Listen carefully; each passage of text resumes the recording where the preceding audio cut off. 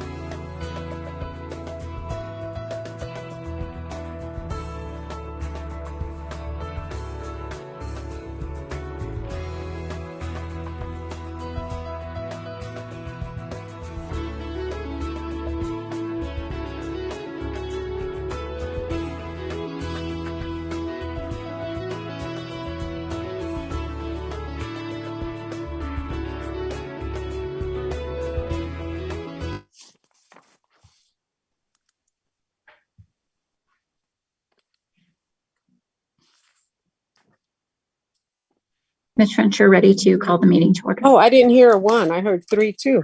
Okay, so we'll call this meeting to order at 3:33. Ms. Burrell, will you call the roll?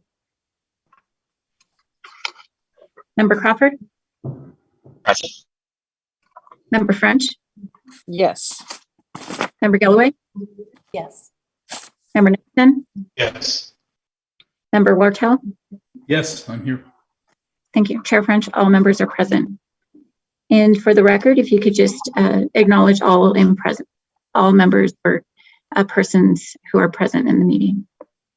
Absolutely. We have our interim director, Ms. Diane McDermott. We have our legal counsel, Lynn Mostoller. Did I pronounce that correct? Okay. Right on. Yes. We have Beverly Samuels. She is our new HR person for Cpoa. We have Carlos Pacheco, who is legal counsel. You did hear the board members that were present. We have Julia, and I won't pronounce her last name. You can see it in the chat, please. That is city council. We have you, Valerie, who is staff. We have Katrina Segala, who is staff. We have Kelly Mensa, who is the CPC liaison. We have Lauren Keefe, who is from the city attorney's office. We have Martisa Billy, who is also from CPC administration. And I believe that is all that I currently have at this time. When others come in, Ms. Varela, would you please take a note from participants and add them to the list of the people that are here? Yes. Okay. And with that, I'll read the mission statement: advancing constitutional policing and accountability for APD and the Albuquerque community. And before I ask for a approval of the agenda, I would like to approve the letter to City Council. I would like to move that to probably, let's say, let's move it to number 9. Because we're not sure that will be necessary. So with that being said, with that change to the agenda, could I get a motion to approve the agenda? So moved. Second. We have a motion and a second. Okay. Ms. Barella, will you take the roll? Member Crawford? Yes. Member French? Yes. Member Galloway? Yes. Member Nixon? Yes. Member Ward? Yes. Thank you. That motion passes unanimous. Okay. And I just, we will move forward with the candidates at this time. And so Miss McDermott, yes, go ahead. Your public comments is next. Oh, I'm sorry. I thought we got the email that there were no public comments, but we'll just say public comments. Were there any received, Ms. Burrell? There were no comments received for this meeting. Thank you. So I would ask that Ms. McDermott let in the candidates, and after that time, our attorney, Lynn Mostalo, pronounce that for me, Lynn, one time. You're muted. You're muted. She's still muted. So we know who she means. So, and she will explain the process to the candidates. So Ms. McDermott, will you let the 2 applicants in?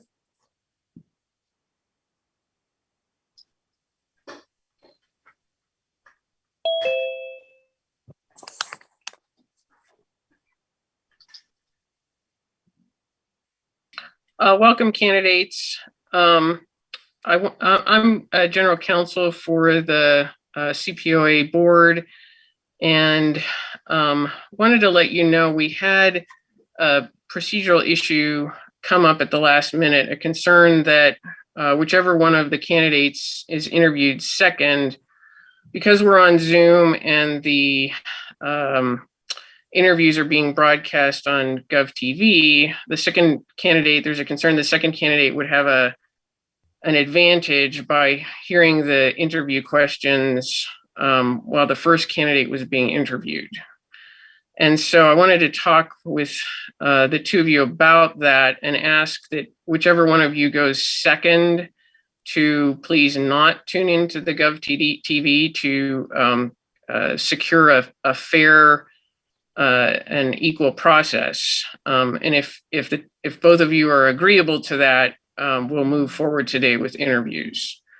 If not, we'll cancel and reschedule for in-person interviews at a later date. So if each of you could let me know whether that process, the second candidate not watching the first candidate's interview, is agreeable, then we can move forward. I'm in agreement with that.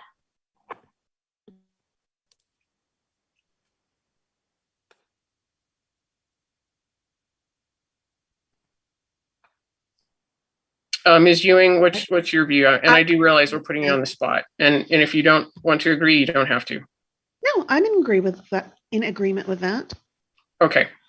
So we will move forward. I'll pass this back to Chair French.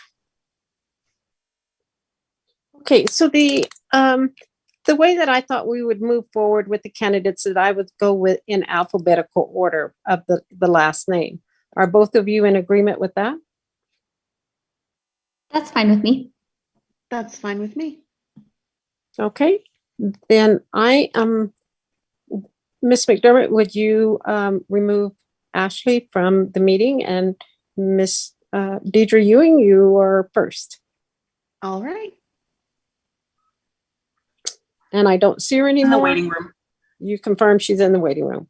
Okay, and so we're going to move forward. I will say that during, while this was going on, I did report about the conversations that we had, but we're going to move forward as we said today, and I would like to turn the interview process over right now. We are going to have one person ask the questions. I will ask that everybody else mute or put their microphones on mute because, we don't want to have background noise, etc. And we will have member Chantel Galloway will be asking the questions. As I told board members, we will ask the same questions.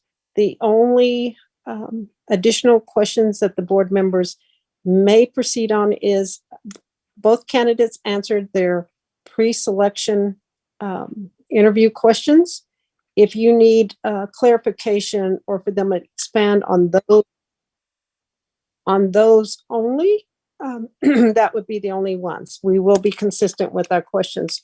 I do want to say that we are interviewing all the applicants we received from HR that met minimum qualifications and completed and returned their pre-qualifying pre-interview questions. So with that being said, I want to turn it over to Ms. Galloway. Thank you, Chair French. Thank you, Ms. Ewing, for being here and for rolling with the punches a little bit. My pleasure. Okay, so this first question that we're going to ask of you is a two-part question. So I'm going to ask you the first question, give you an opportunity to answer, and then we'll move to the second part for that first question, okay? Okay, thank you. Okay. So the conversation has changed across the country and continues to evolve regarding how departments police their community. What is your take on the narratives that exist?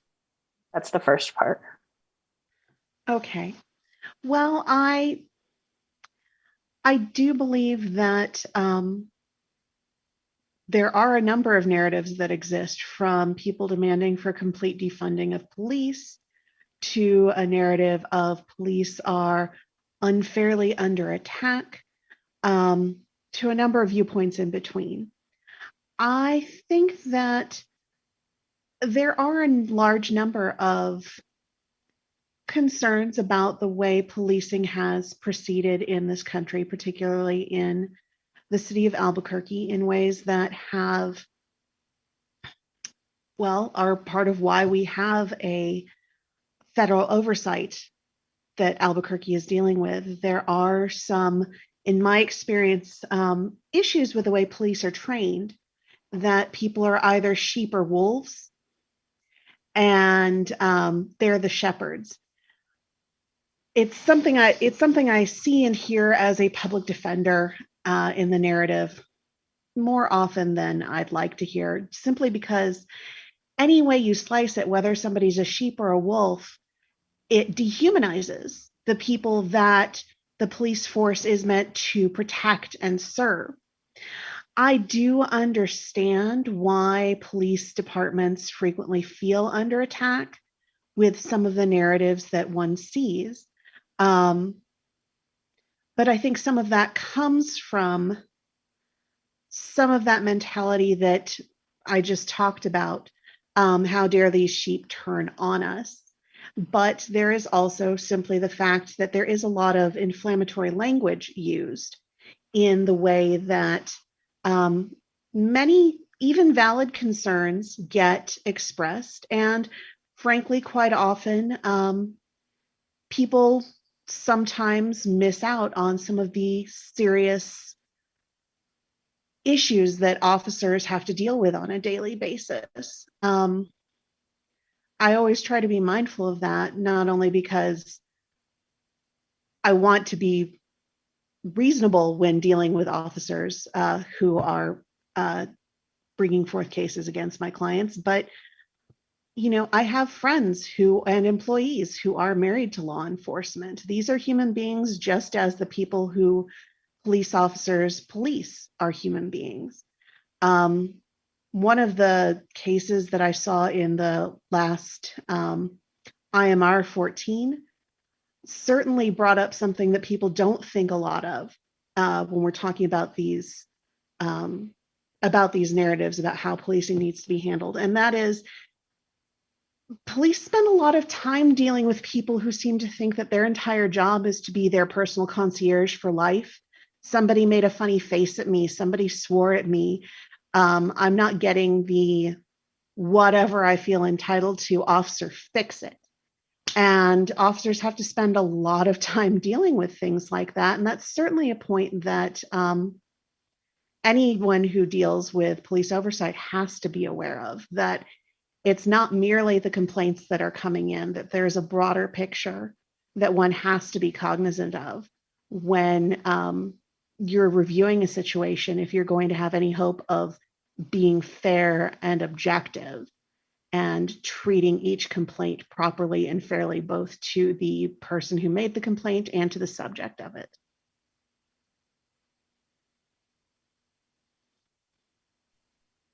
Thank you. Second part is, how would you lead the CPOA in that ever-changing political environment? I really think that the CPOA is particularly obligated to do its best to stay above that particular political environment.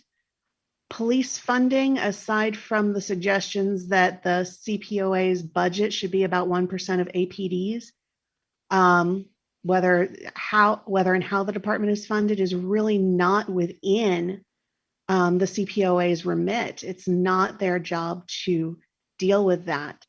The CPOA has a very specific mission, and under my leadership, I would expect us to stay focused on that statutorily defined mission and not allow our judgments and our investigations to be swayed by the political movement of the moment. It's supposed to be an objective and fair process. If it's not, we're not going to live up to the obligations under the CASA, and that just keeps Albuquerque under federal supervision longer. And I don't think that's anybody's goal.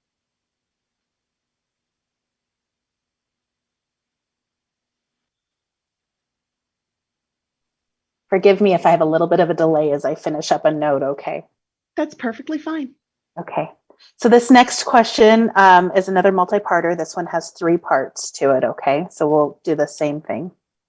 The City of Albuquerque has been under the Department of Justice consent decree since 2014. Progress reports issued in the years since have shown variable results in meeting DOJ requirements. How do you envision the City of Albuquerque, APD, and the CPOA moving forward in light of the consent decree? That is really an excellent question. I think that for the portions of the consent decree that CPOA has an ability to affect, the most important thing is for those three entities to have trusting and respectful relationships with one another. Because if the city doesn't trust the agency, or the police department doesn't trust the agency, or the agency doesn't trust the department, we're going to get too caught up in infighting and bickering to really focus on the mission at hand. And from what I've read in the IMR and what you see in reports in the local media, that doesn't seem to have served the community very well. So I think that really the most important place to start is with healthy relationship building, because without that, there's never going to be any trust or any progress.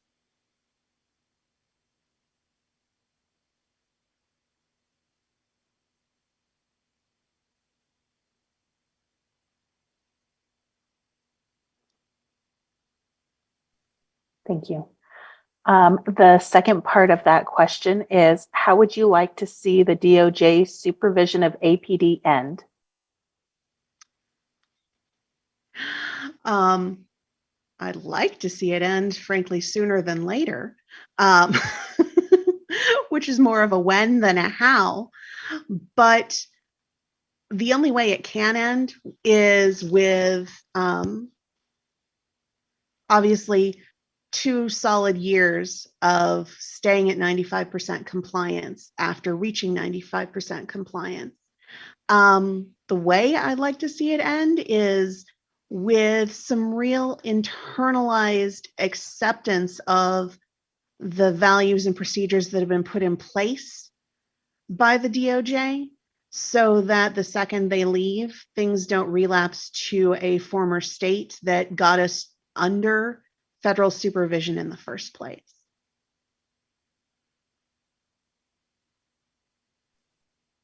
Okay, and the third piece of that is, what would the police oversight process look like after the DOJ and the consent decree has been lifted?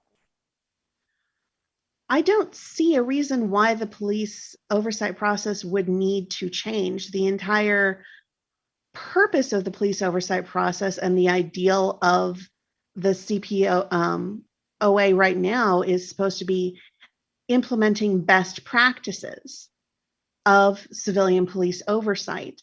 And I would expect that guiding principle to stay in place once the DOJ is gone.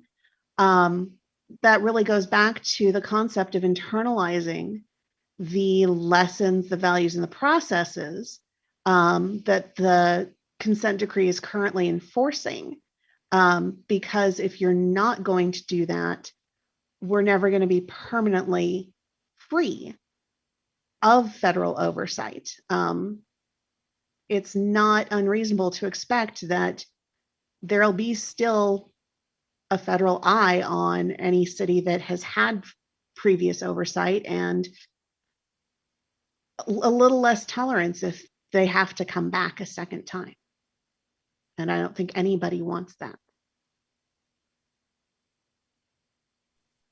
Thank you so much. Okay, moving on to question 3.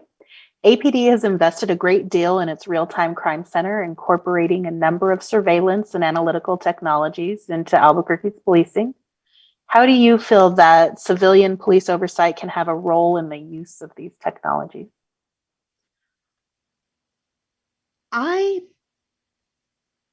I'll be honest, living in Roswell and Carlsbad for the last 5 years, I've been living in communities with a little less, fewer resources, so I'm not as familiar with those technologies. But I certainly would expect, knowing the local criminal defense community, that if those technologies are being abused, that we're going to see complaints from the criminal defense community and or their clients.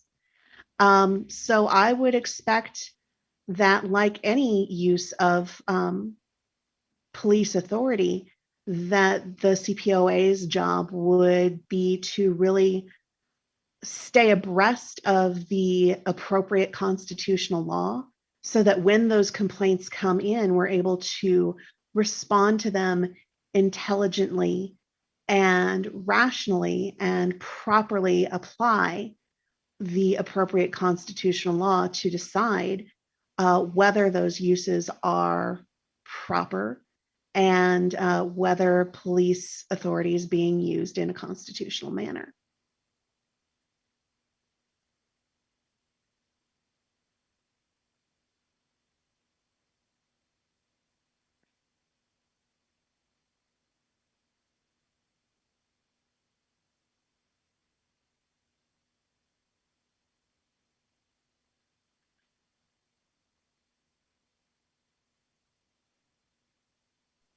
Okay. Have you ever managed or supervised a team of professionals or headed a department? And can you describe that experience for us? Of course. So for the last 5 years, I've been the district defender down in the 5th Judicial District. What that means is that I'm the attorney in charge of our offices in Roswell and Carlsbad. I was briefly also in charge of our office in Hobbs, but that is the department decided it would be a little more manageable to have that managed out of the 9th, Clovis and Portales. So in that, I have our managing attorneys for each office report directly to me. And their direct reports include all of our attorneys in those offices, our social workers, our paralegals, and our investigators. I also have their other direct report is the office manager, who's in charge of their our support staff of legal assistance. Over the last 5 years, I've been responsible for hiring and disciplinary practices. I put together proposals to go up to our deputy chief in charge of administrative services in terms of what resources both offices need as that deputy chief is preparing for the annual budgeting writing process. I don't know if you know this, but the law offices of the public defender are a union shop. So I have to be sure that in my interactions, and particularly any disciplinary measures we're taking, that we are abiding by the collective bargaining agreement that's in place and that our employees are entitled to protections under. And honestly, I love being a manager in a union shop. I think it's an important backstop to have, to be sure that management authority isn't overused, and to be sure that whenever you're doing something, your employees have somebody watching their back and making sure they're receiving their due process rights. It's been a positive experience for me. Between the two offices, we have about 30 employees. So I report directly to our deputy chief of operations, and she reports directly to our chief public defender. The chief reports to a commission, not unlike this board. That commission is made up of 11 volunteers appointed by various powers that be around the state, from the Chief Justice of the Supreme Court to the governor, dean of the law school, among others. But like I said, I've been doing this for 5 years now. I like to believe I'm rather good at it. I don't kid myself that I'm perfect. I don't think anyone in management is, or the moment they start thinking they are, you're going to run into trouble. I have a fairly open door policy. I've steered our offices through now 2 years of COVID, and COVID court appearances, which have been complicated to say the least for our clients. But I think, honestly, I've been very proud of the teams that my office managers, managing attorneys, and I have built together. I think that we serve our clients well. And really, interviewing for this position isn't about any dissatisfaction with doing that job. It's a job I love and am good at. It's more about being excited about the opportunity that this represents, and also the opportunity to return to Albuquerque and be a bit closer to family.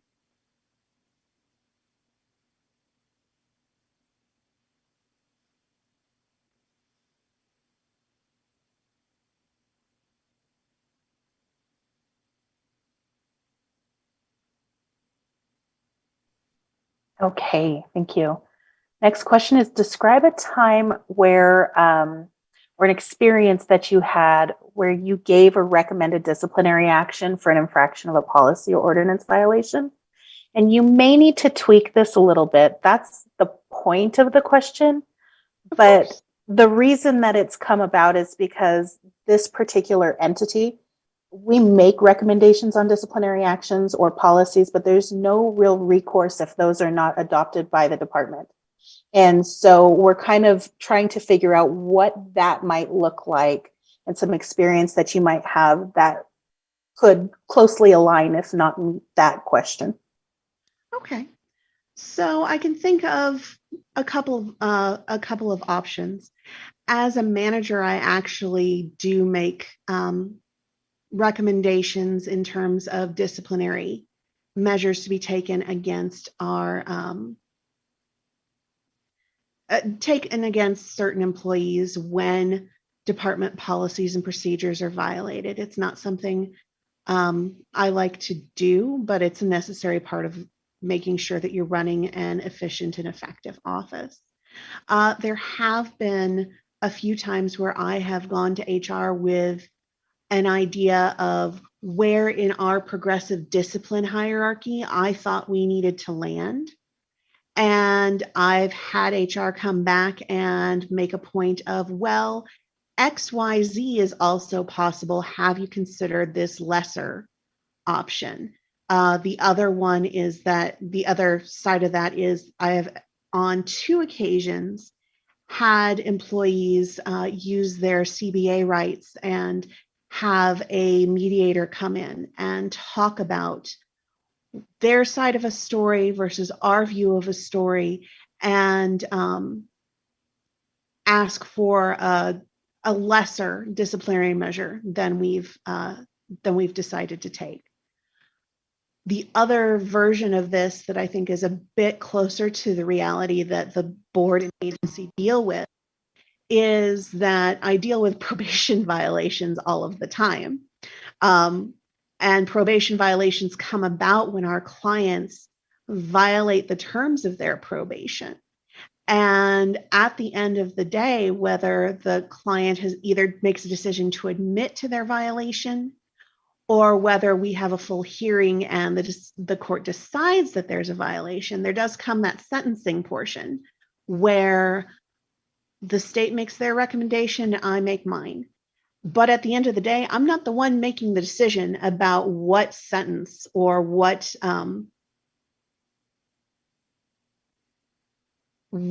penalty for that probation violation is going to be. That's entirely up to the judge. And really, I think that both in making recommendations to a judge or making a recommendation for discipline to the APD chief, it's all in how you phrase your advocacy and really in who is either making the argument or writing the report. You really have to be aware of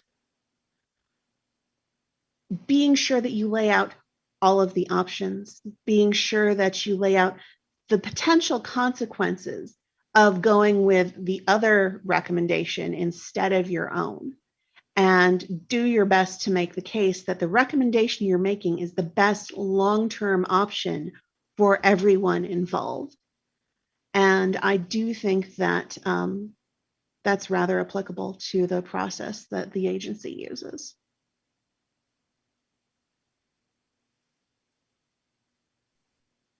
Thank you. Okay. Can you describe your experience with interacting with other oversight or advisory boards and your approach to developing a productive relationship with those boards? Of course. So in my job, there are two primary oversight or advisory boards that I really have anything to deal with. They're not police oversight, but they are more criminal justice and then public defense oversight. The first is that Public Defender Commission that I mentioned earlier. Again, they're made up of 11 volunteers, all criminal defense professionals who volunteer their time to really help guide the department and explore and implement policies and hire a chief, just as the board here is hiring a new executive director. In my role as a district defender, I don't answer directly to them. I'm a couple layers of management away from them, but I've made a point of making it to all of the commission meetings and doing my best to build personal relationships with the members of the commission. I think that's important because these commissioners are trying to provide some guidance and steering for the department. And they also need to be able to know that they can trust the information that's coming to them from around the state. And really, one of the best ways to have that trust is to have those personal relationships and know who you're dealing with and really how much you can rely on them. The other board I work with fairly regularly that kind of falls in that category, every judicial district has what are called criminal justice coordinating committees. These are entities that were ordered to be created by the Supreme Court. They are made up of really all of the players in the local criminal justice system. It starts with the judges, but the DAs and the public defenders are there. In some counties, there may be representatives of the private bar. That doesn't happen much in the Fifth, but in larger, more robust communities that might. The police, the sheriffs, personnel from the jail, probation and parole, and the juvenile justice community all are also participants. We meet regularly and discuss really what the issues are that are affecting the local criminal justice community. And that goes from anything from us all getting together in a mass 3-county meeting at the beginning of COVID before anybody really knew anything or had any ideas about what was going on, just to talk and bounce ideas off of each other and figure out what we were going to do in the immediate next few weeks and how we were going to try to adapt as new information and new rules came out. It's also involved just, clerks of the court coming in and saying, hey, we're seeing this issue. Can the DAs and public defenders do something about that? Or us going to the chief of police in these meetings and saying, hey, we're noticing this as a consistent issue. Is there anything you can say to your guys so we can have a more productive relationship in terms of them getting us discovery or showing up for interviews, things like that. I've developed some pretty strong working relationships with a lot of the players in our community. For example, the warden of the jail in Eddy County has me on speed dial. And if there's an issue he sees in his jail that might affect one of our clients, he calls me. He's called me on the weekend to say, hey, Deirdre, I don't know if you've heard about this yet, but XYZ just went down in my facility. You might be hearing something about it. Here are the questions I can answer. Here are the questions I'm looking into. But those have been really important, and those meetings have been really important in fostering and developing those relationships, because they've been really helpful in helping the community as a whole really work together better, understand where people are coming from, and even when you're dealing with people in an adversarial relationship, as the public defender and district attorneys are required to be, we are able still to find ways to work together in a collegial manner to resolve issues outside of the courtroom.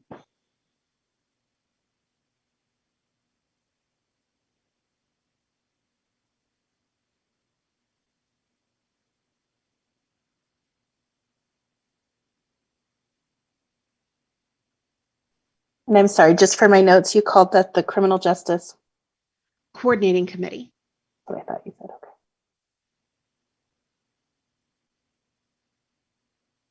Okay.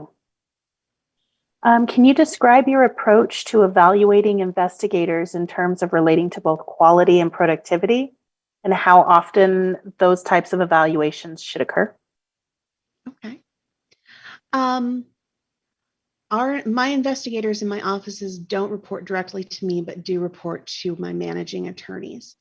However, I do think that those should happen fairly regularly. And in this position particularly, I would rather approach it the way I try to approach it for attorneys, which is regular case reviews, where on a periodic basis, you select a few cases in that person's caseload at random and really go through the entire process with them, see what's happening in the case, see what still needs to be done in the case, and really discuss how the process has been undertaken, discuss conclusions they are reaching or have reached, and look at how things are being phrased, look at how things are being considered, make sure that the focus is in the right place and not going down rabbit holes that are not necessarily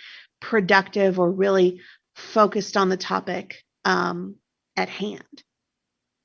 And I think that making that a periodic, probably every 3 or 4 months process, make sure that it happens consistently enough that you catch problems early and can resolve them, but errs on the side of not being so overbearing and micromanaging that you are managing people to the point that they don't actually have time to do the actual job, because that's always a concern.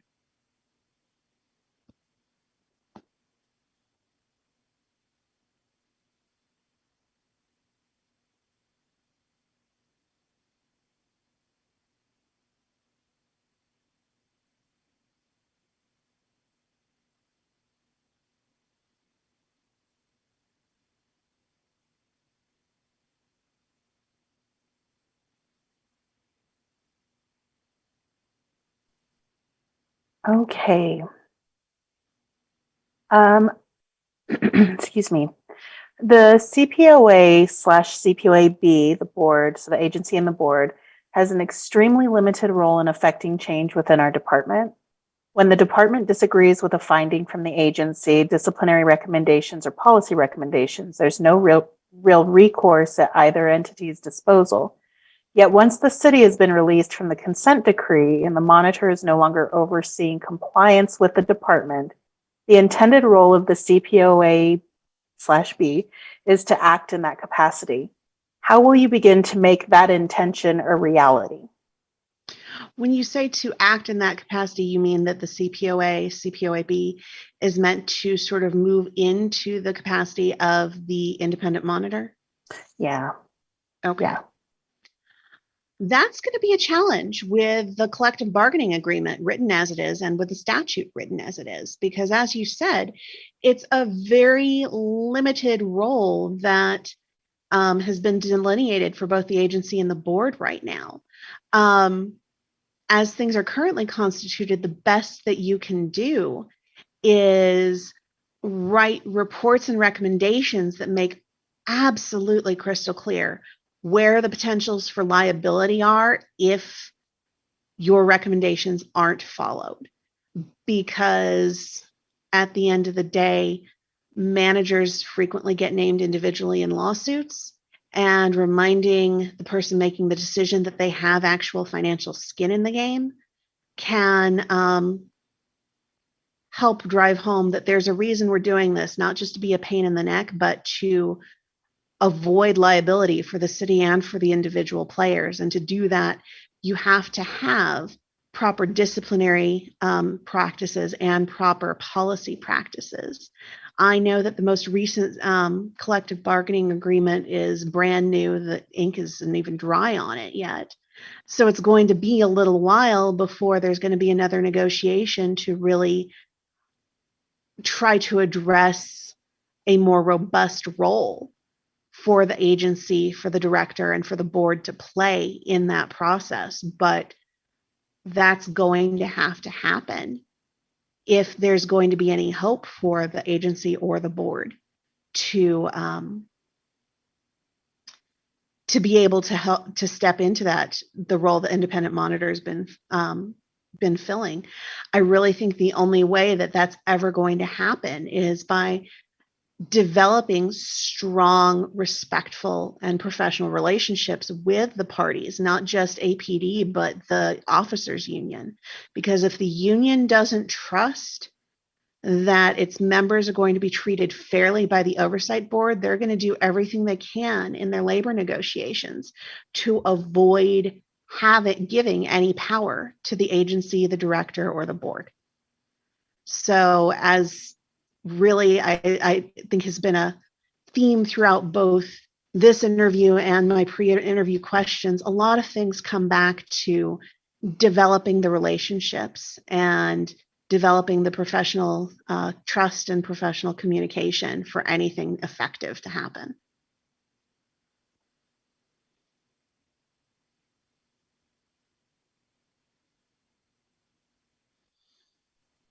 Final two, are you ready? Absolutely. Tell us how you will ensure that the agency and the board continue advancing constitutional policing and accountability of APD in the community. It's right to our mission.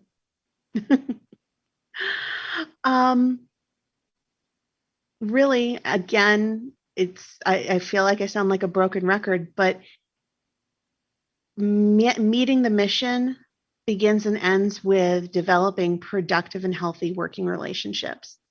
If the parties don't trust each other, if they can't work together, nothing's going to happen in terms of advancing constitutional policing. You can do all the training in the world. You can be as technically correct in investigations and recommendations as you want. But if you don't have the ability to communicate between the parties, to have a trusting relationship between the parties, the agency can't make any effective policy recommendations that'll be taken. The agency can't make, and the board can't make any investigative decisions and disciplinary recommendations that will be taken. Really and truly, at the end of the day, getting anything done effectively is going to require a strong commitment to relationship building and clear communication. Okay, and the last question is, tell us why we should hire you and why the community should trust you with this position. I've been a public defender for the last 9 years. And when I walked into the public defender's office, the federal oversight investigation had really just started. So questions of constitutional policing in Albuquerque sort of became the base of my practice. And the questions of constitutional policing are really the heart of what a public defender does. We look at every case to look at whether our client's constitutional rights have been violated or not. Ensuring constitutional policing has been my entire legal career in the state of New Mexico. And it's something that I would be very excited to bring to this oversight committee, and to the oversight board and agency. I also have spent the last 5 years in a part of the state that is, shall we say, not the most friendly to the concept of criminal defense and the idea that the Constitution is anything other than a technicality or a road bump on the way to a conviction. Nevertheless, I have a number of productive and healthy relationships with our local judges, our local, a number of members of local law enforcement. Like I said, the warden down at ECDC, our counterparts in the district attorney's office.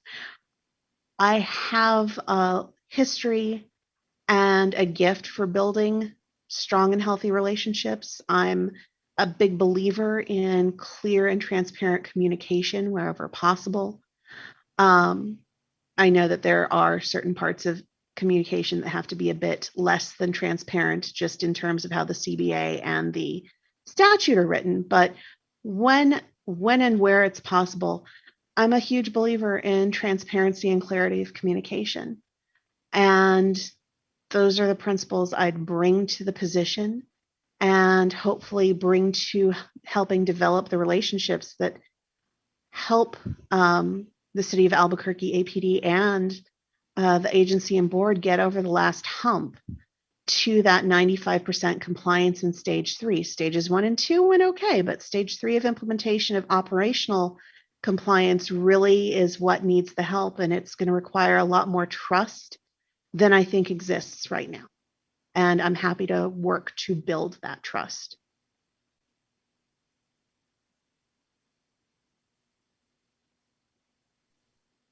Okay, Chair French, that takes us to the end of our questions.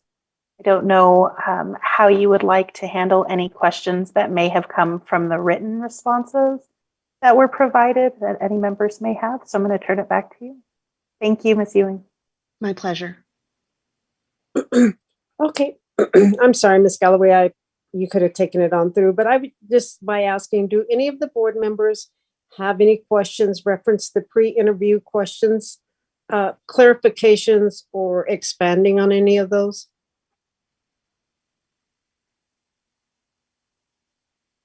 Well, I think I can see all the board members.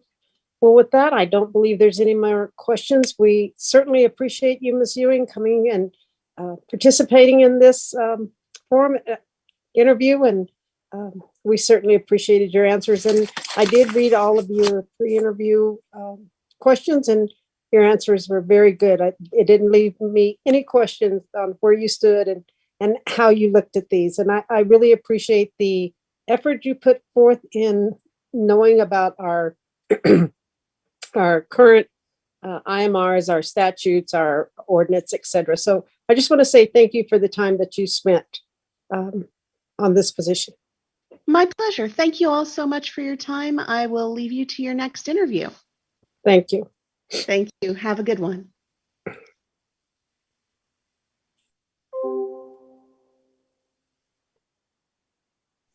Would you like me to bring the next candidate in now? Yes, please.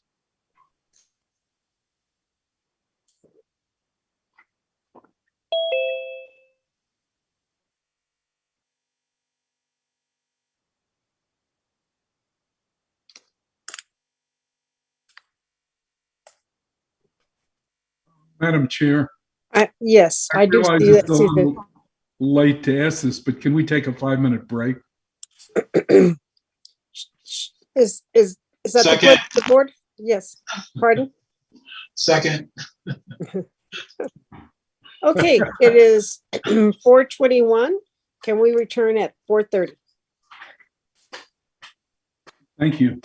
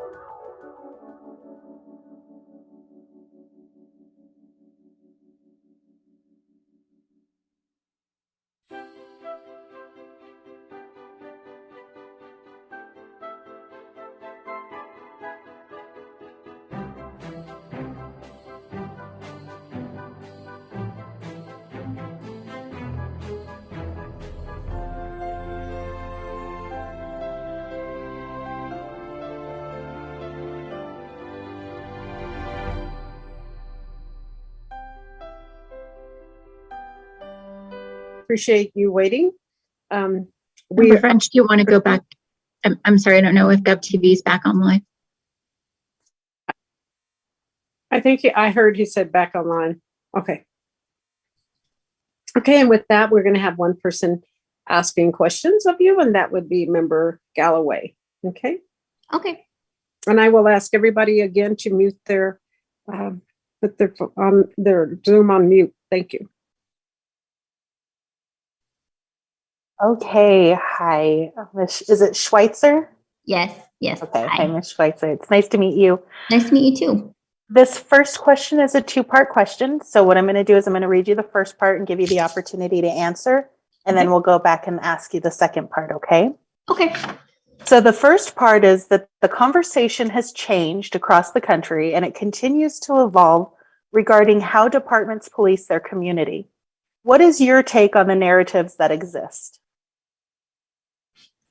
I think my take on the narratives is that communities have become more involved in what police are doing as crime trends continue to evolve, and especially locally. I think that the community has become more aware of the day-to-day functions of law enforcement, as well as their participation in things like outreach and court settings. And there has been a lot more attention drawn to how law enforcement participates in long-term things such as the community outreach and the long-term effects on criminal cases. So I would say that the general trend would be just that communities are definitely more aware. They're paying attention, they're listening. The media is definitely covering more of what law enforcement is doing on their day-to-day activities.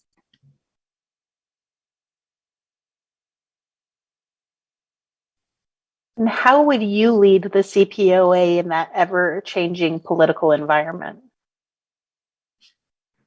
I think as this continues to evolve, I think the CPOA's first, maybe not first and primary role, but an essential function would be to continue communicating with the community about where the CPOA is at, about how the investigations are going, what the local trends are, as well as the communication with the DOJ, and basically be a little bit more transparent from what I can tell, a little bit more transparency from CPOA and more communication from CPOA as far as, those day-to-day operations and the issues that are being seen, and then also the good things and the positive trends that the CPOA sees from its function and role of looking into the investigations of APD.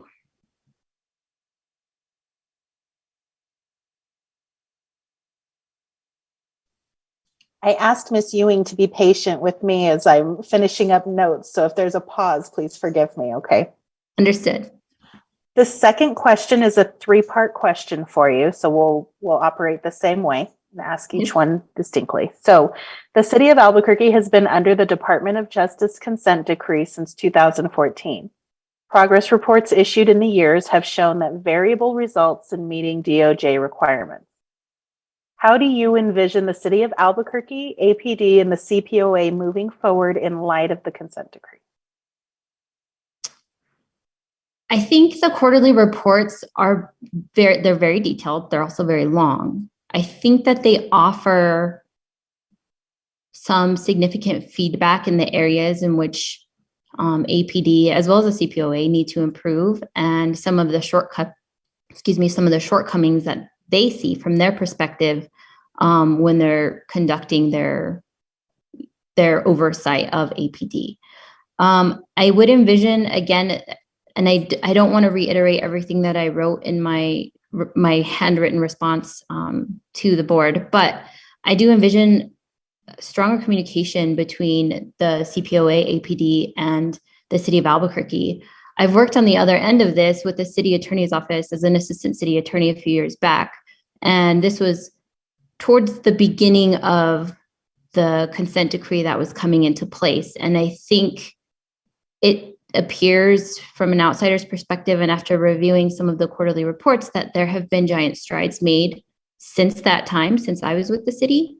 I think people are starting to settle into receiving feedback and making changes, as well as gaining the support from APD.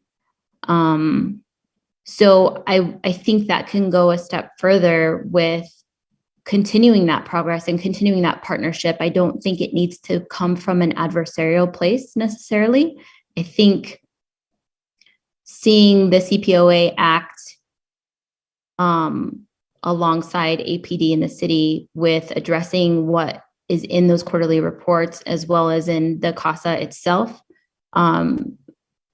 that's what I would envision for the future as far as that consent decree goes.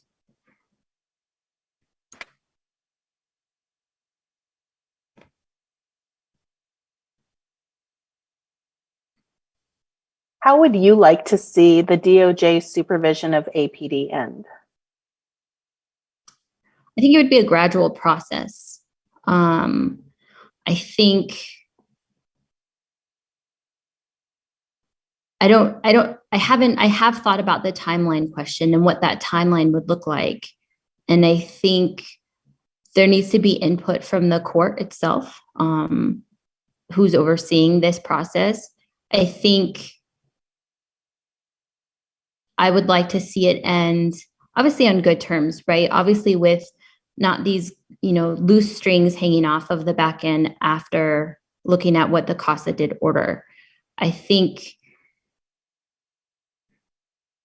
that DOJ supervision can end when all parties feel like enough progress has been made as far as the CASA goes and everybody's in more or less agreement. I know everybody's going to have a different opinion on what that exactly looks like, but more or less a consensus on there is enough structure, there is enough foundation, and there is enough oversight for APD to move forward without the supervision.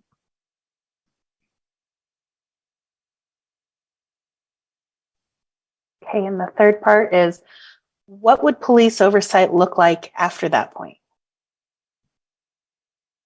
I don't know that a lot would need to change after the DOJ left. I think the checks and balances that are in place right now with the city attorney's office, as well as APD itself and their internal function, as well as the Cpoa, there seems to be enough oversight and enough structure and enough input from the community via these channels to be able to support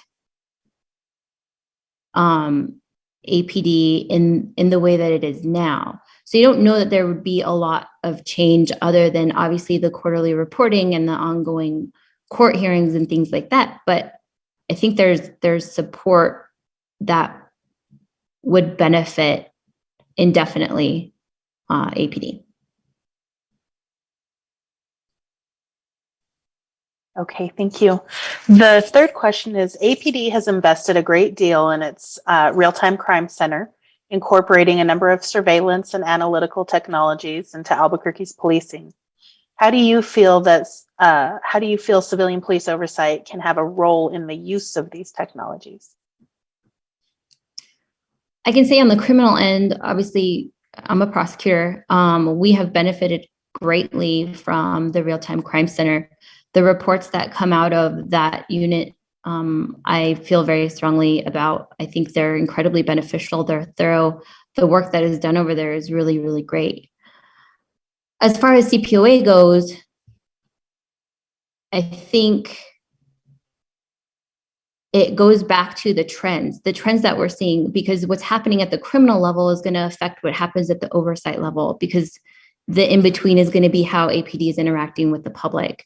And seeing the trends that are coming out of the real-time crime center, and obviously real-time, is something that Cpoa might have an opportunity to sit back and say, this is what could be coming. These are the trends that we're seeing. There could be more uses of force. There could be more officer-involved incidents.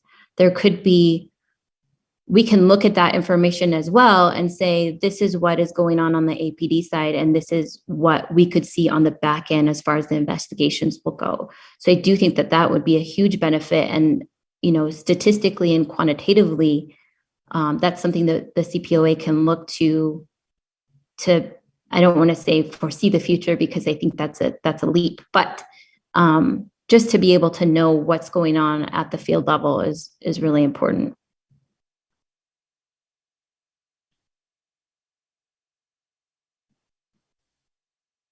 Okay. Have you ever managed or supervised a team of professionals or headed a department? And if so, can you please describe that experience? Sure. As an attorney, we start supervising very early on, which can be kind of a curveball for some of us, but we supervise our administrative and support staff. So I started that early on in my prosecutorial career.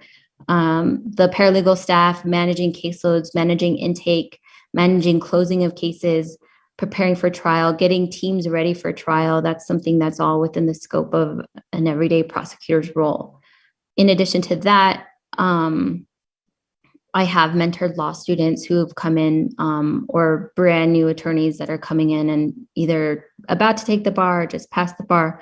I've mentored them through going through cases. And I think that's also part of a regular prosecutorial duty. So that's trying to think of what else other than the criminal aspect, criminal casework aspect I could speak to. I know at the assistant city, as an assistant city attorney, when I worked for the city attorney's office, it was a very similar process. We managed support staff both in every division that I was part of. So if our name goes on a document that somebody's preparing, we're monitoring that work. Okay. Describe a time where you either gave or recommended disciplinary action for an infraction or policy/ordinance violation. And I'll tell you that kind of the idea is the CPOA and the CPOA board make disciplinary recommendations to the department, and they make policy recommendations to the department, but there's no real recourse if those things are not accepted by the department. And so just to kind of bring that a little bit into what the nature of the question is getting to, and if you don't have anything that exactly matches that, something that might fit close to that. Sure. Starting in 2009 until about 2014, I worked for BCSO. I know I have that on my resume. We worked in the Internal Affairs Division, and I was really fortunate to work with a team of great people who mentored me. And our duties were it's very closely related to what the CPOA does, and that it was an intake of possible policy violations or even criminal violations in some cases. At the outset, we would conduct the investigation, but there was also a very tiny line at the very end of the investigation that says, what would the recommended discipline be? And discipline can vary from a letter, or it could be nothing, no action to be taken, suspension, all the way up to and including termination. So those cases, I can't put a number on those cases that we worked as a team in that division, because it was an ongoing, constant, everyday thing, but that was very much a part of everything that we did in that division.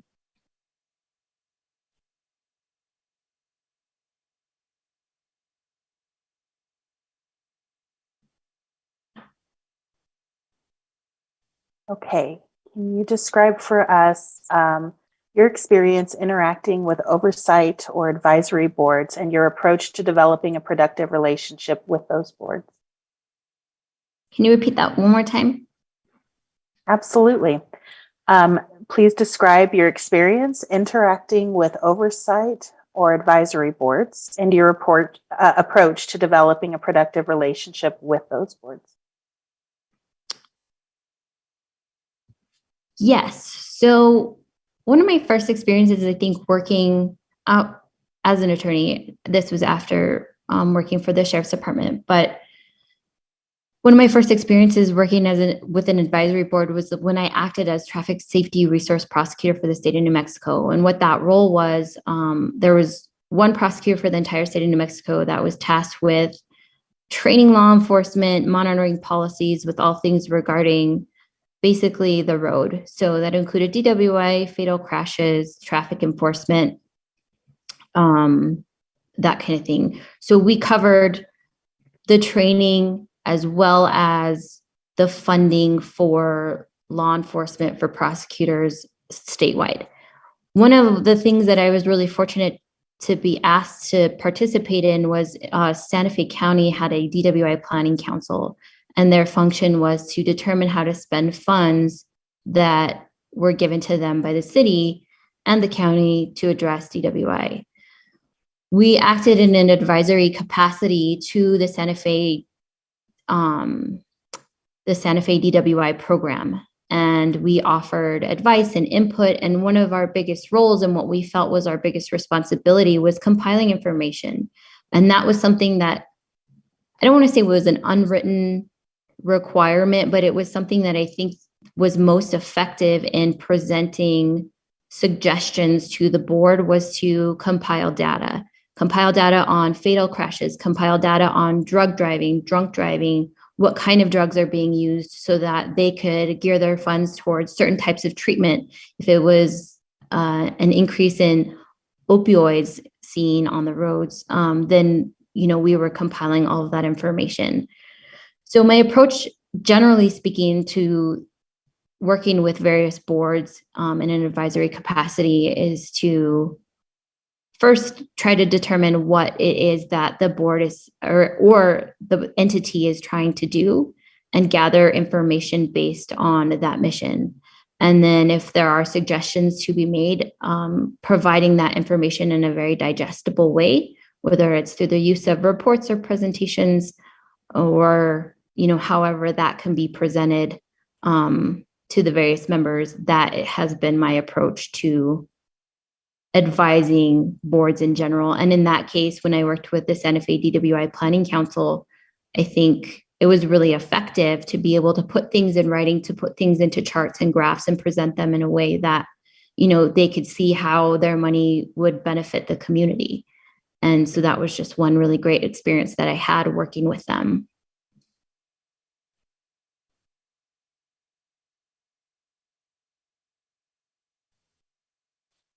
Okay. Can you please describe for us your approach to evaluating investigators in terms of relating to both quality and productivity, and how often such evaluations should occur?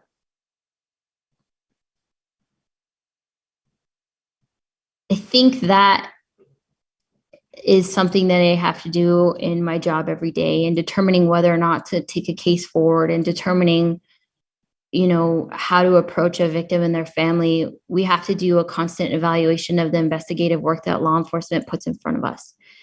And for me, it's on every single case. So that evaluation is done over time. And I think looking at the quality, if I'm left with, I determine the quality based on how many questions I have left after reading through reports and going through evidence. If I'm left with a substantial amount of questions, I feel like that quality may not be what it needs to be in order to move forward. And I don't have any qualms with addressing that on a very informal level, approaching somebody and saying, hey, look, I'm left with all these questions. I'm not sure if maybe I have something different in my head, but can we kind of talk this through? And usually when I take that approach, I get more information out of the person that has done the investigation. And then I'll be able to explain, well, this is what I'm thinking and this is what I'm needing. Can we come to a resolution? So addressing that quality aspect is, again, something I do very frequently. When it comes to like how often that takes place, I think it depends on obviously the context of what the investigation is surrounding. If it's somebody that I'm working with frequently, I would think that it would be obviously more frequent, that we would have to do some kind of quality assurance type evaluation on their work. If it's somebody that I don't work with very often, then it's something that I'm going to address more frequently, just so that we get to a standard high quality investigation every single time. And evaluating productivity, I think, is something that we see when we're, again, working with our support staff, working with our administrative staff in their roles. That is something that is done on, kind of this standard 6 months to a year basis, when we're like, we've gotten through this much evidence, this many cases, and we get to have a number at the end of that. We get to evaluate kind of on that quantitative level where we're at. And that, I think in most cases, suffices for that productivity evaluation. Okay. This one's a little long, so bear with me, okay? Okay. The CPOA, CPOA-B, so the agency and the board, okay, has an extremely limited role in affecting change within our department. When the department disagrees with a finding or a finding from the agency, disciplinary recommendations or policy recommendations, there's no real recourse at either entity's disposal. Yet once the city has been released from the consent decree and the monitor is no longer overseeing compliance with the department, the intended role of the CPOA and CPOAB is to act in that capacity. How will you begin to make that intention reality? I think there's the old adage where people say you get more with honey than you do with vinegar, or something to that effect. The fact that there's no recourse when the department disagrees doesn't mean that we shouldn't be coming to the department with all of the facts, all of the figures, all of the information, and suggestions or recommendations with an immense amount of detail supporting that decision. I think we can apply to both the logic of the people involved as well as from a policy side as well. So if we say this is what we're doing, this is our suggestion, and leave it at that, I can tell you I would not be very inclined to take that suggestion either. But if we come at them with, logic and support, and here is why, and here's what the board foresees, and we give all of the reasons why, and we communicate the vision of the board, and we communicate the reasons for our decision, that's something that I think would be a lot less likely to be snubbed at by any individual who's on the receiving end of that. So my first approach would be, it would have to be thorough. I know the writing piece that I provided to the board was very long, and I recognize that. But I feel like when there's an immense amount of information and reasoning for something, it needs to be provided. And it needs to be, if we're passionate about it and we believe in it, it needs to be provided in that way, in that format. So that's the first approach. Whether or not there is any recourse, I don't think should affect the way the board presents its recommendations and its findings. I think it should be a standard, go hard or go home every single time when there's a recommendation that the board believes in. Now, as far as assuming the intended role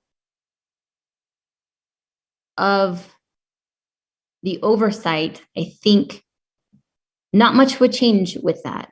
I think you would still present everything and the reasons behind it, and do that in a very thorough, transparent way to suggest why this answer is the right answer.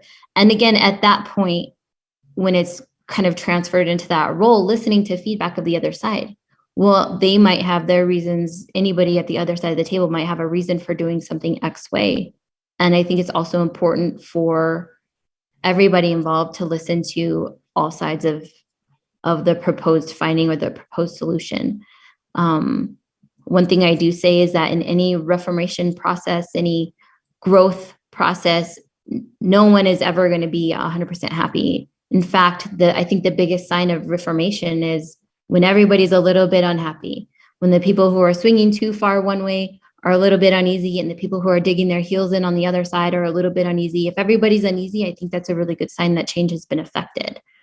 So I think coming to the table with that kind of mindset as well, knowing this is going to be our suggestion, but we're not necessarily going to dig our heels into the sand. We are going to be open to the suggestions of the other involved parties, is something that I think is really important as a function.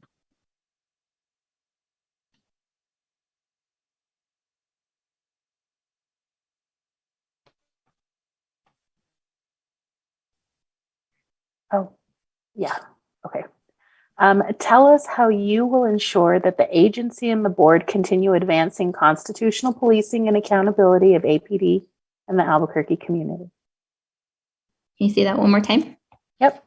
Tell us how you will ensure that the agency and the board continue advancing constitutional policing and accountability of APD in the Albuquerque community.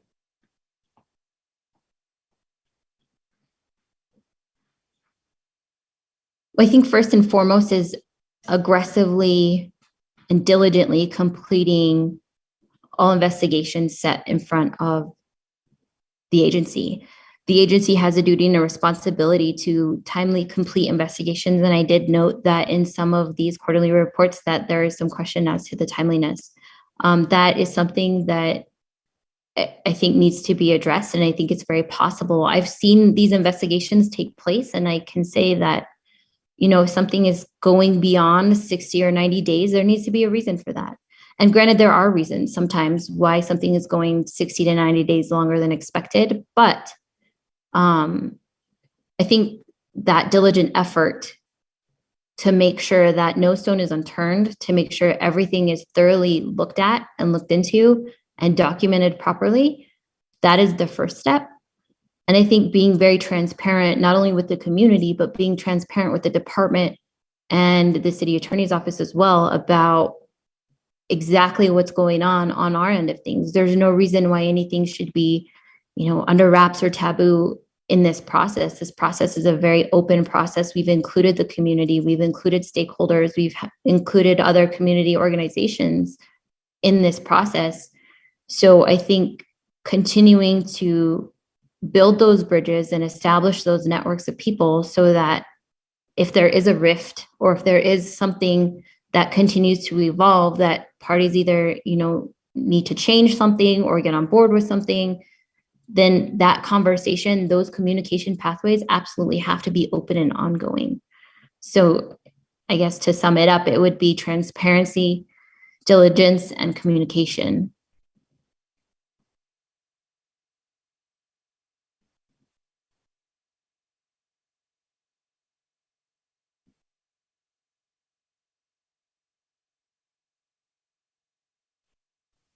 Okay, last question. Okay, thank you. You're welcome. Tell us why we should hire you and why the community should entrust you with this position. I'm going to answer that backwards. I think I feel very, very fortunate and very, very grateful that members of the community have entrusted me with handling the criminal offenders that we handle and are on our day-to-day. I'm very grateful that the community has trusted me to protect the community and keep these offenders in custody, in prison, get them sentenced, and so on and so forth. I feel like I've earned the community's trust that way. I've been doing this for, now I have to count, for several years. And it's been one of the most rewarding things, and it's been one of the most rewarding things they've ever done because of the community and because of the outpouring of support when we are successful in even just getting offenders held pending trial. Is just one of those things where we receive a great deal of support from the community. And I think for myself, speaking for myself, I've worked really hard to earn that from the community. So working in a position of trust that I currently work in is something that I think shows the community that I'm serious and that I'm committed to public service. And it's something that I would foresee for, you know, the rest of my career, acting in public service in some way or another. I think the board, and again, I don't want to rehash too much of what I wrote in my statement to the board, but I come at this with a multifaceted experience list. Starting, I was a corrections officer in 2006. When I was 18 years old, I was the first law enforcement job that I could get. So I went out and I got it right away because I was interested in public service. And then I went on to work for the sheriff's department. I also studied this extensively at UNM. I was able to create my own program through UNM, and we did a lot of sociological evaluations on police and their function in the community, as well as things like community policing. And this was before everything with APD had started. This was before it had evolved in our community where it is now. So I come with that kind of academic experience. And then having conducted these investigations and been part of these investigations, that's something that would allow me and enable me to not only make a comparison and have kind of a go by, but there's also the ability for me to hit the ground running, so to speak. I know what these timelines should look like. I know what a thorough investigation should look like. I know what a thorough investigation on the criminal side should look like as well. So if the agency was faced with the question of whether or not, and I have seen this in some of the coverage of the agency itself, but there's some question as to whether or not a criminal investigation was conducted properly. I have that experience from handling criminal cases to be able to sit back and say, well, I know that this criminal investigation was or was not conducted as it should have been in order to get this case successfully prosecuted. And in addition to that, I have stood behind cases where there were allegations of constitutional rights violations. And usually in criminal cases, as most of you know, the answer, if there is a constitutional right violation, is suppression. So I'm able to also do that analysis on whether or not there was a constitutional rights violation by law enforcement in these cases. So I think having seen this from many different angles and having had the experience that I do, as well as the motivation to work in this field, I have the experience and I have the heart. And I think that's why the board should hire me.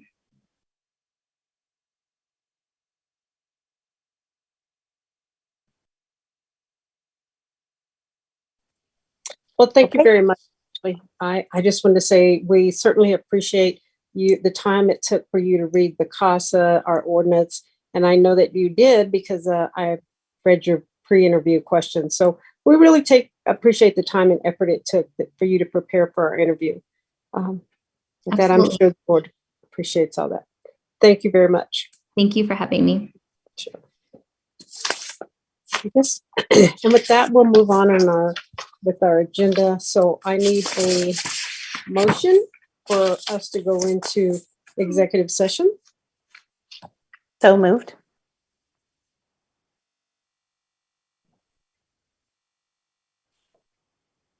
Second. Okay. Ms. Perla. Well, let me just ask, before you take the roll and we go into executive session, Ms. McDermott, have you set up that in Zoom for us? Yeah, I just need to know who will be in it. Well, I'm going to ask our attorney for that. I'm sure all of the board members. Yeah, the board and council, Chair French, do you think you're going to have questions for HR or their counsel? I don't believe so, but if Ms. Samuels would like to go into closed session with us, I don't have a problem with that either. But I don't see any questions that I would have right now.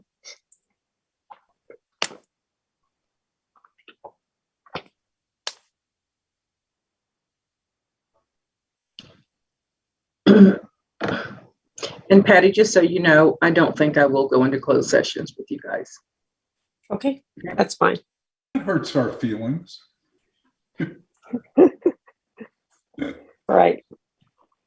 Okay, and if there are any questions, we can ask when we come out or have her come in. All right. Okay, Ms. Varela, will you take the roll? Member Call Crawford? the roll, please. Yes. Thank you. Member French? Yes. Member Galloway? Yes, ma'am. Member Nixon? Yes. Member Wartell? Yes. Thank you. And that motion passed unanimously. Okay.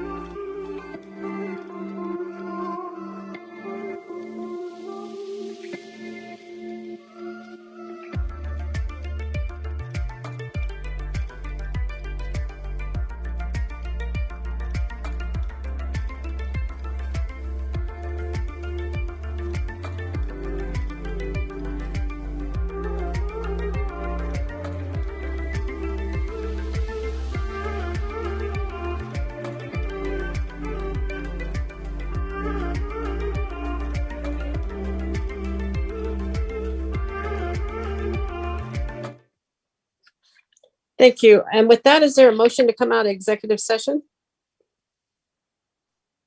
So moved. Second. Okay, Ms. Varela, will you take the roll? Call the roll, please.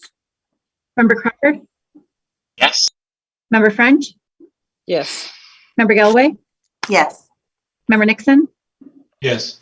Member Wartell,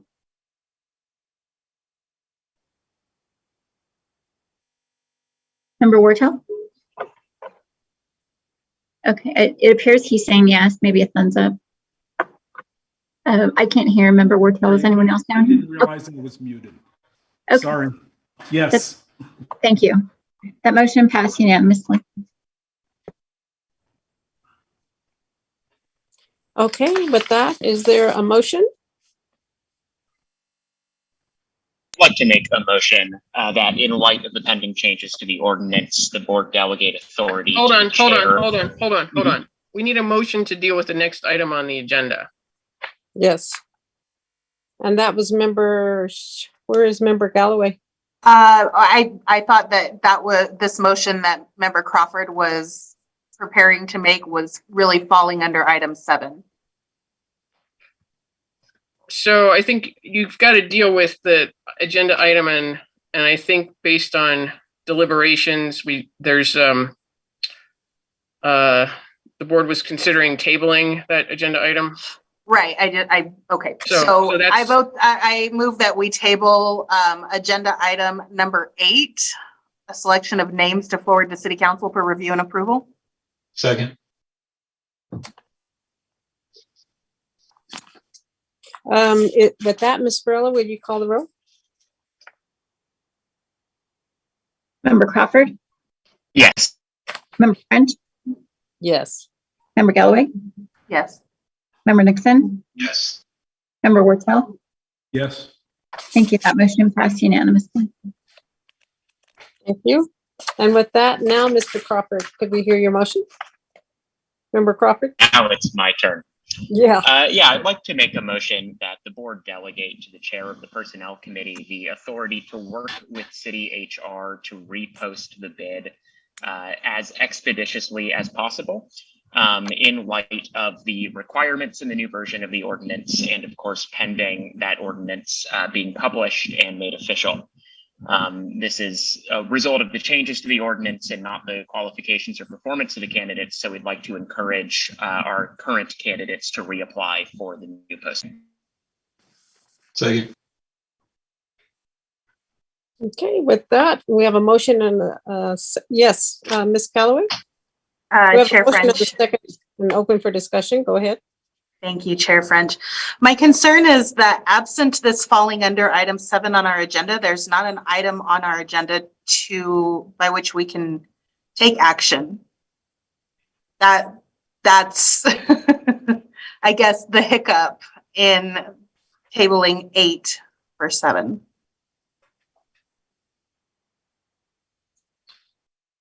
Well, I would say that none of them on our agenda say action or not action item. It was not on the agenda. If you want to, I can put it under other business if you would prefer that, or what are you asking? I don't think we can vote on an item under other business.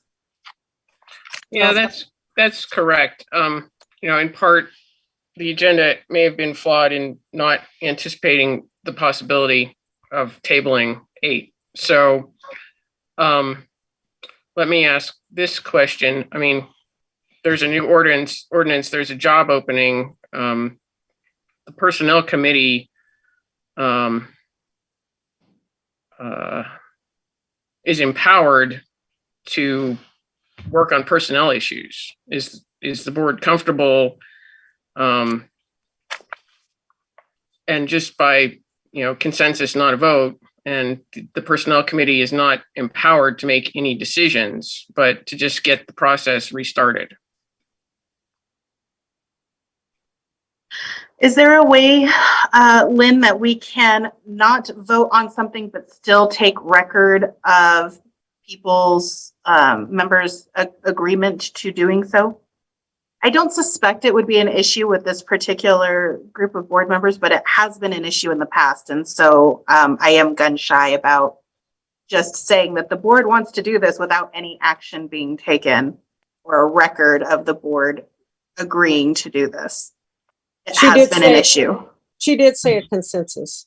Madam Chair, and Lynn, doesn't the chair have the authority to assign work to the personnel committee?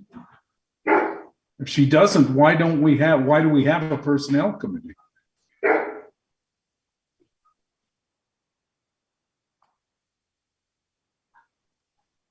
Gee, I didn't mean to shock you into silence. I'm not this board's regular counsel. So, I mean, I believe the board has the authority to either call HR herself to get the position reposted or direct the chair of the personnel committee to do that next piece. Right, I agree. And I chair them both. So am I going to delegate myself at this time? Okay. So is that the consensus of the board or how we want to move forward?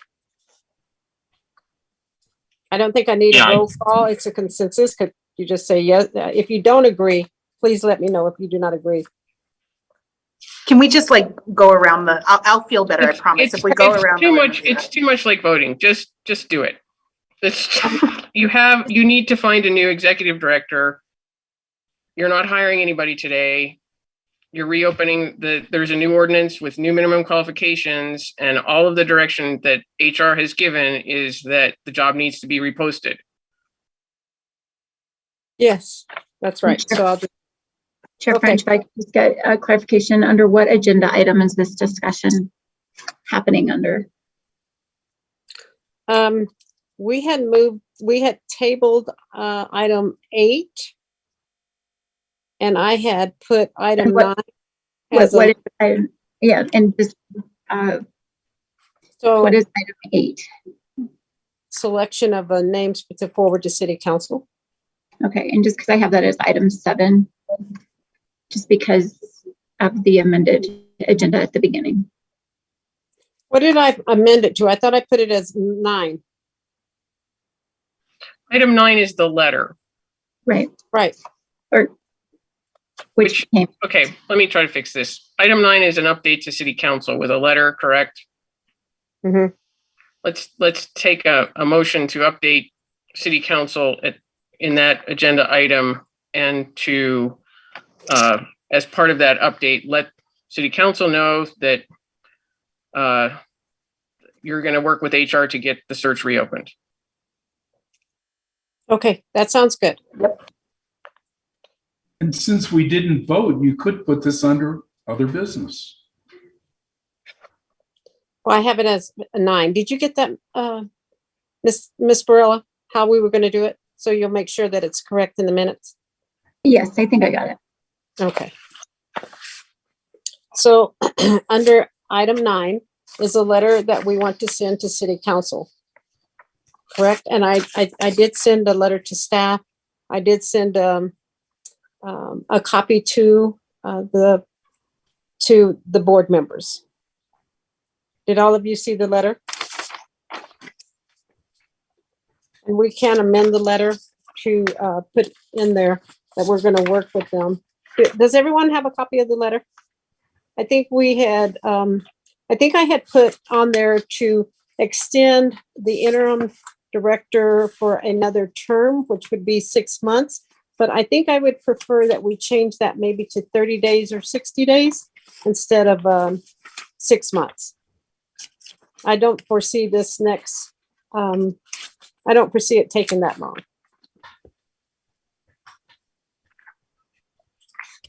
Is the board in agreement? I'm in agreement. Okay. I can't speak for the whole board, but. And also we will add to the letter that, correct me if I'm wrong, Lynn, that we will add to the letter that the chair will reach out to HR to expedite the process and move forward. Is that what you said that we would put this under? You're muted. Lynn, you're muted. Apologies.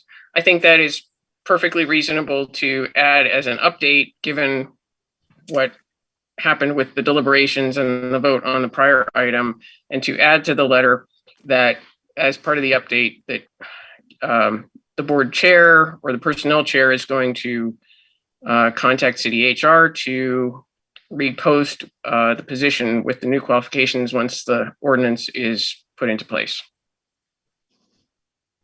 Okay. Did you get that, Ms. Barella? Okay. Chair French? Executive Director McDermott has her hand up. Yes, go ahead. Yes, All thank right. you, Chair Diane, French. I don't know where your camera is. Okay, now I can see you, but most of the time I get we get like up to your neck and that's it. Okay, I can see you now. Sorry, just wanted to point out that you may not want to put like 30 days or 60 days. I understand you don't want to put a term, and that's fine, but you might want to find something more in between, because 30 or 60 is more than likely not going to, certainly not 30. You're not going to get it done probably in 30. So I don't know if there's something in between that you might want to put as, you know, as soon as its names are forwarded, or something like that, that would be not locking you into a time frame that you have to then request the council again for an extension or whatever it is. Okay, I agree. Then how does the board feel that we say that that she's reappointed until a director is selected and approved by city council? Something to that effect. Is that okay with? It has to be in place as well. Okay. Yeah, because that's the thing. You make your selection, council then, you know, does what it does, and then HR has to do what it does. And so all of those pieces can take time. So. Okay, selection and in place. So I will work with staff to amend the letter. Is that okay with staff? One more detail, Madam Chair. Yes. The final statement in that letter is on behalf of the Citizens Police Oversight Agency. Isn't this on behalf of the board? You're writing on behalf of the board, not the agency. Yes, I'll change that. I wrote that myself, Member Wartell. I didn't have staff help me, so it might have more than one error. I mean, Fix that error anyway. or should I say I forwarded it to them. I added that on there. Okay. So I think we have all that. I hope we are correct in the minutes on how we're going to handle that and what we're going to say. And with that, I'll take vote. Do we have a motion? Yeah, we had a motion and a second, didn't we? I don't think that was my motion, which turned out to be out of order, right? So we might need, and I guess for the sake of completion, I'm withdrawing that. We might. I thought we weren't gonna, there was no action items. So I thought we were just gonna have the board agree or recommend. No, we no, were no. putting it under item 9. We were adding this to the letter and putting it in the letter to city council that the board is approving for the chair to do this. So it was an action item because we moved 5 to 9. So we will take an action item under 5, which is now 9. So I don't think we actually have a motion. So I'm going to move that we allow Chair French to amend the letter as discussed and have the staff submit it to the powers that be.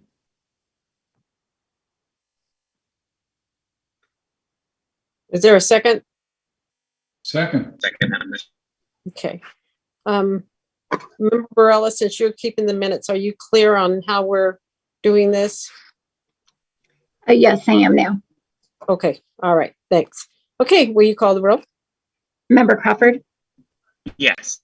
member Yes. Galloway, Yes, ma'am. member Nixon, Yes. member Wartell. Yes. Thank you. And that motion passed unanimously. Thank you.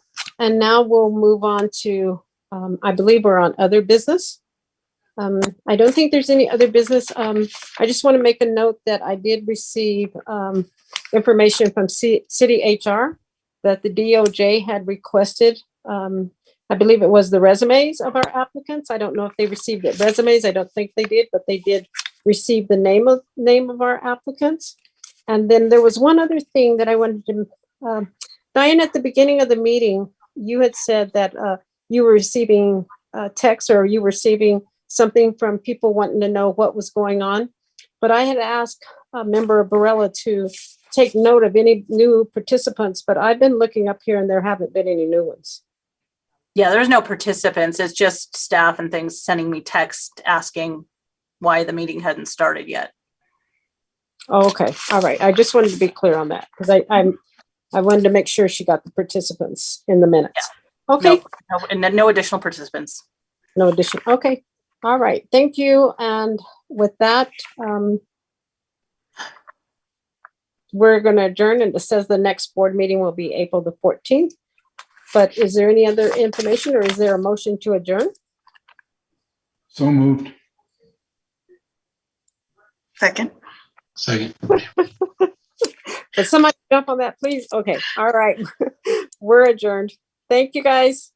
Bye. Thank you. Bye.